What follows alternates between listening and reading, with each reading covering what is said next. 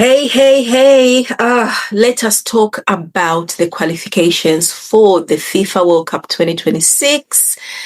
For the African teams, Nigeria is going to be taking on Benin in the last game of the groups. This is game number 10 in this group, and Benin have got the advantage in Group C. They've got the advantage in Group C. After the last round of games, they did their thing. They beat Rwanda 1-0 late in the game. South Africa were docked points earlier. We discussed they were docked points, but they drew against Zimbabwe, which caused them problems. Nigeria gave themselves way too much to do. They beat Lesotho 2-1, but the issue there is that if they had beat them by 2-0, they would have given themselves an even better advantage. But they considered that goal, and there has been a lot of negativity from the fans, a lot of negativity from spectators about this campaign.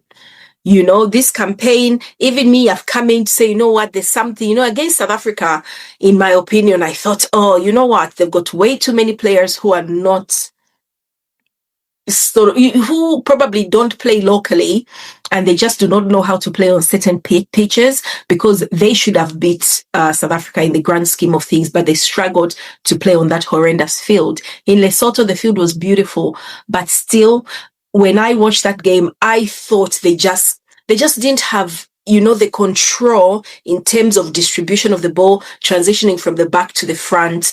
They tried to rely on Osimhen, and that just wasn't working as effectively. Every time he got a chance, it was such a low value chance that conversion looked really difficult, because he was either in the wrong position, he was too far from goal, and they just did not get the wing play that they needed to utilize Osimhen, or the through balls to get him to run onto the balls to go and do a lot more. In the end, they won 2-1 to give them a little ray of light. You can see there's a little light at the end of the tunnel flickering, but it would take a lot. It would take all our calculators together. It would take a lot to go in their way for them to qualify. The only thing they can do right now is beat Benin, but the margin is what is important.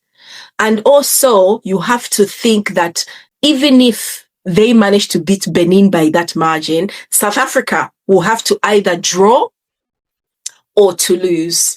You can see from the table, right? You've got Benin on 17 points. If Nigeria beats Benin, they'll go to 17 points as well. If South Africa win their last game, they will have 18 points. So they win automatically. If Nigeria win, they'll have 17 points, but if Nigeria beats Benin, they'll have 17 points, but the goal margin is important. They will have to score at least 3 goals to guarantee that they'll go on top of Benin by goal difference. So it's one of those things, but Group C is probably one of the most interesting ones, because on the last game of the group, we are still going to be looking at the table. It will be fluctuating, it will be moving. This game is going to be taking place on Tuesday afternoon, evening, so we are all going to be glued to that television. Let me know what you think. I mean, I've already had comments in my previous video after the Lesotho game. Nigerian fans trying not to get too excited, actually making sure they're not excited at all, saying, oh, there's no point thinking about it because we're not going to qualify. I mean, it's literally your own fault, Nigeria. It's your own fault. You are such a team, a big team with such wonderful players who we see week in, week out playing in the biggest leagues in the world. The fact that you cannot go to an African tournament, which this is, it's qualifiers, Africa against Africa, and you can't defeat some of these teams who have got lesser lesser exposure to the best facilities says a lot about the approach that has been taken. It definitely needs to be considered, especially if this fails, to look at how recruitment for the national team is done, in my opinion. And I'm not trying to segregate the foreign-born players, and it's just a reality. If you bring this team to the African Nations Cup for the next one, you are going to be losing, because you'll be facing this kind of aggression, rawness and grit. It is very difficult, in my opinion. It is very difficult, but let me know what you think. It's a bit thingy. Yeah, is this something that we should take seriously? Is this something that we should just say Nigeria just aren't that well organized at the moment? Now, let us look at possible lineups for this match. Now, bearing in mind, like on recording, there are a lot of things that are going to change. Now, these are the lineups that both teams put out in their previous games. In the previous games previously. So there will be things like players got injured. I'll use this. Players got injured, so they might not actually feature. So I already heard rumors that Ademola Lookman might not be playing, and Sessi will not be playing as well for Benin. So Nwabali, I don't know, you've been complaining he made that error to concede the goal against Lesotho. So whether he's going to maintain his place is something I'm not sure about, but I've got a feeling continuity is always important. You don't want to put in a keeper that doesn't have the chemistry with the back four just because of one error. So don't know what your coach is going to do about Stanley.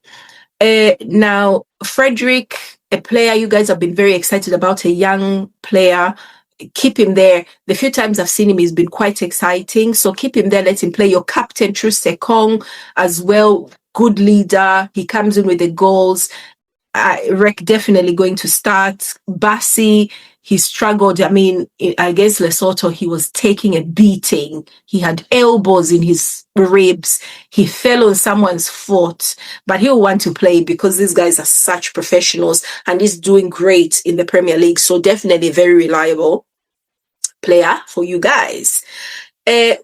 Onyemachi, now, I remember him. I remember some of his fullback runs to try and get the crosses in, but they were really well defended by the Lesotho players, in my opinion. So yeah, he definitely has got that threat. He probably needs somebody to play off, instead of just going straight and crossing it in, probably play off and try to get the ball back, back in. Moses Simon was another very exciting player I noticed in the game against Lesotho. A lot of forward runs on the wing, but like I said, you didn't have the success. So is it too easy to defend against the way you play when you're using wingers? All I know is going through the middle is also very difficult. You just don't have that linchpin creative midfielder who can get the through passes in effectively. Wilfred Ndidi, I don't remember him very well in the last game, but put him in. My favorite player for you guys is Alex Iwobi. He is probably your best player in that team at the moment. Every game I've seen him play in, when you play South Africa, even the Lesotho one, you could see his contribution and his efforts. This guy, I mean, I'm an Arsenal fan. You should know that by now. I'm an Arsenal fan, so I've watched him play when he was younger, and I followed him playing at Fulham. For years, he looked okay. He almost didn't have those leadership skills, but he has them now. And he, I think, has benefited the most from playing with Nigeria, because he has tried to take on that leadership role, and he is very instrumental. Get him to guide that attack offensive line, and I think you guys will have a great chance, but he is one of your best players. Osimhen, if he starts, I don't know how you're going to get the balls to him, in my opinion. I'm not too sure. Orokadare, I'm not sure. I'm not sure how effective is going to be. But both of these, even Dessers, I think they'll have to be very clever in how they approach it, because you need a player who can fall back and support in midfield to create chances. You can't have two full out and out center forwards kind of playing up front. A 4-4-2 directly doesn't always work. You need a proper number 11 to try and just like do both a role in midfield a little bit and just feeding in one central striker who is going to be Osimhen all the time. So yeah, let's see how this works out, but you can only you can only sort of hope. Now the names for Benin players are going to kill me because pronunciation is going to be a killer. Marcel in goal, Yohan, Roche, Tijani, Avedon, Tamimu, Oru, and that is their defense. Sessi is a doubt. Dodo in that holding midfield role. Imurane, Dosu on the wing, on the right wing, and then on the left wing, there's this Andreas Hotonji. Now, up front, they're expecting this Steve Mooney. Now, Benin have been doing their thing against Rwanda. They did go out and get their goal. So, strategically, I think they're very clever. Because sometimes you don't go and play football with your skills, eh? If you go and just take your skills, you find people who use their wild. They just arrange themselves to say, we're not letting these guys score for ages. We'll score one and we'll close shop. So they're playing away from home. So expect them to be very defensive. But you guys, Nigeria need to try and score early.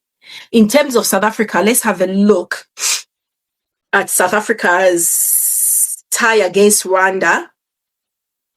Oh, let's see. Yeah, so Rwanda have lost quite a few games. So South Africa have got a very good chance of beating Rwanda. It's not looking good for Nigeria, but South Africa are looking lovely, I must say. They look like they might be able to get a draw. They're playing at home, but their pitch is terrible. Awful pitch. So Rowan Williams in goal for South Africa.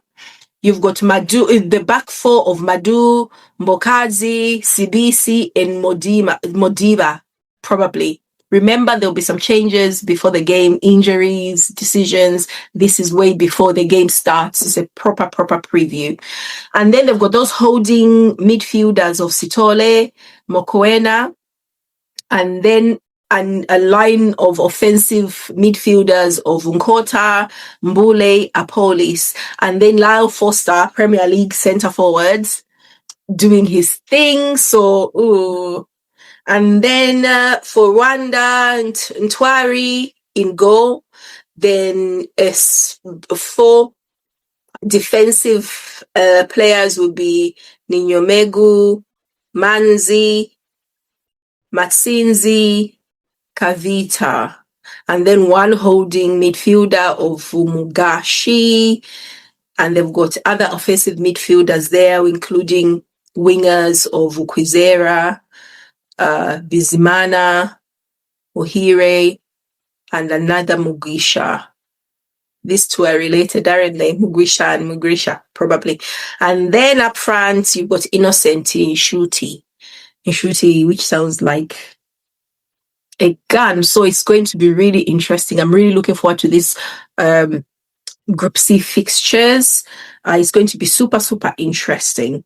Let's have a look at some of the other groups that are going to be playing on the Tuesday in the last game. So in Group B, you've got DRC taking on Sudan. You've got Senegal taking on Mauritius. Let's have a look at how Group C is looking on the table.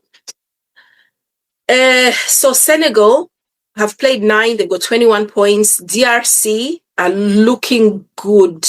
Oh, let's see. What did I see this week? 1 second. Yeah. DRC, Sudan. DRC are definitely going to be the favorites in this, in my opinion. And then Senegal are taking on Mauritius. Yeah, I think we all see, unless something goes crazy, Senegal should be taking home these points. The last 3 points, they should be going to 24 points in this group, where Mauritius, I am very Mauritania. I'm very skeptical about their ability. So in terms of the table for this group, Senegal should be going to 24 points after 10 games.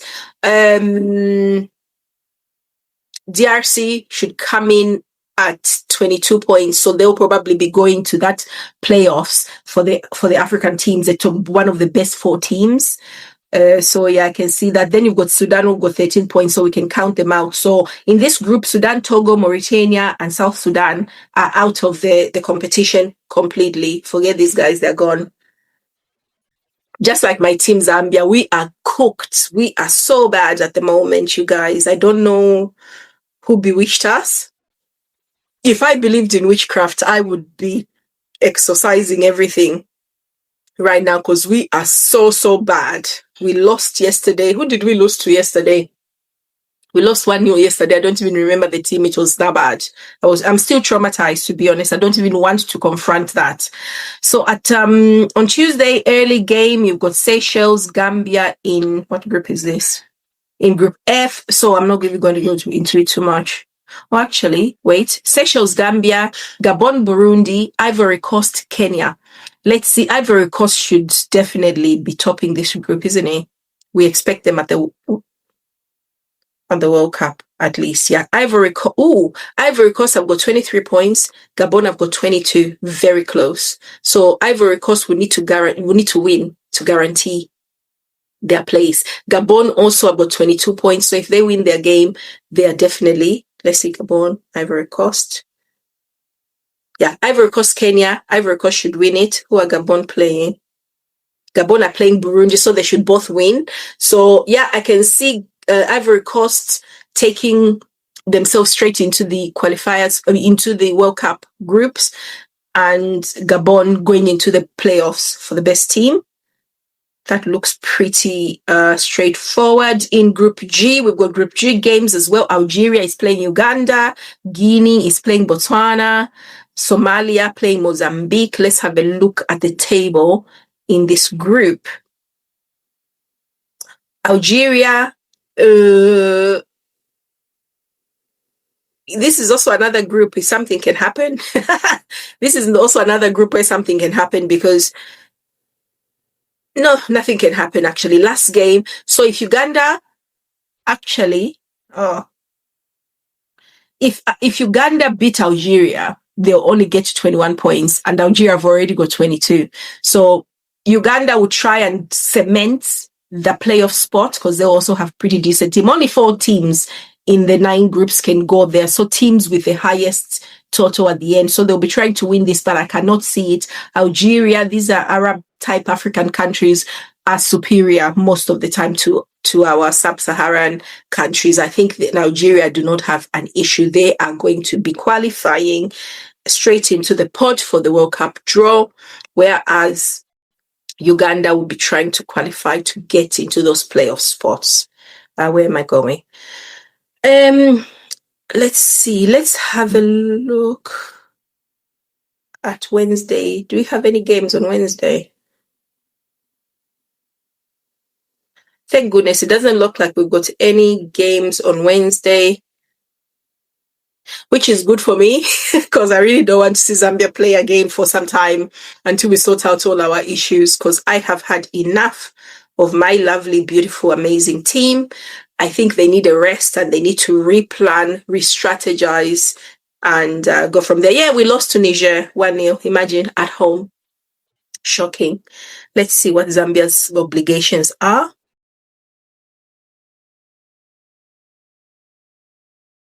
Yeah, so we are done. We're playing Mali in December, 22nd December. So yeah, so we are done for now. Zambia did not qualify for anything, the World Cup playoffs, nothing. We are too low down. We didn't collect enough points. But on the other hand, like I was saying, Group C is still wide open. Let us watch out and see what is going to happen. To the Nigerian side, it's looking very, very tight, but it's so possible. Anything can happen. South Africa will have to take a misstep, and Benin will have to basically just open themselves up and get dominated by Nigeria. I've got a feeling they've got a lot more life in them, but there's got to be a strategy. Nigeria just need to go out, play exciting football. I've got a quote actually. Where am I going? I've got a quote from Obi Mikel, who said, you know what, even if you don't qualify for the World Cup, go out, play a great game, leave the fans with something to be excited about. There's African nations at the end of the year. Leave the fans with something to say, you know what, thank you for trying. You know, everyone wants to go to the World Cup, but we can't all make it. We should try for the next one. So yes, these quotes, let's encourage, for me personally, my Zambian players, even if I whine, the next day I'm like, you know what, let's try again and move things around. Do the same as Nigeria. Encourage your players. Do not pile on, because everyone else will be doing the same. We'll be laughing at your team, you know, because we are not proper Nigerian fans, you know, would be like, oh, they missed out. But at the end of the day, you know, you guys just need to go sit behind them, try and force changes that are going to benefit you in the next campaign, especially the African Nations Cup. You guys need to get on that boat. But in the meantime, let's talk again when the games happen after the games on Tuesday. Let's see what happens in Group C. Let's see if there are going to be any miracles. In the end, it's hard, but it's not doable. I'll have my calculator on me. Please join me in the comments and let me know what you think. In the meantime, please do not forget to like and subscribe. Do not forget to share this video with other people, friends, whoever who you think would like to be part of this platform. Let's get talking and let's get together and enjoy our football together. Right. Thank you so much, and I'll be talking to you soon. Good luck to all involved. Bye-bye.